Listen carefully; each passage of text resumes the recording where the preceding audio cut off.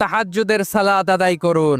বছরের অন্যান্য সময় উঠতে পারি না, অনেকে বলে হুজুর উঠতে পারি না, কিন্তু রমাদানে সাহারি খাওয়ার জন্য তো উঠাই লাগে। কি বলেন? আল্লাহর হাবিব বলেন তাসাহহারু ফা ইন্না ফিস সাহুরি বারাকা, তোমরা সাহারি খেও, কেননা সাহারির ভেতরে বরকত ঢুকায় দিয়েছে কে?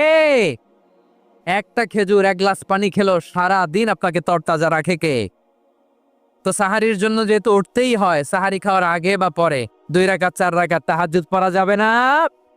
রব্বুল আলামিন বলেন অমিনাল লাইলি ফাতাহাজ্জাদ বিহি নাফিলাতাল লাকা আসা আইয়াবাসাকা রাব্বুকা মাকামান মাহমুদা। ও নবী, রাতের কিছু অংশ সময় তাহাজ্জুদের সালাত আপনি আদায় করবেন, কারণ এই তাহাজ্জুদ হলো আপনার জন্য নাফিলাতাল লাক, অতিরিক্ত ফরজ। আপনাকে মাকামে মাহমুদে অধিষ্ঠিত করবে কে?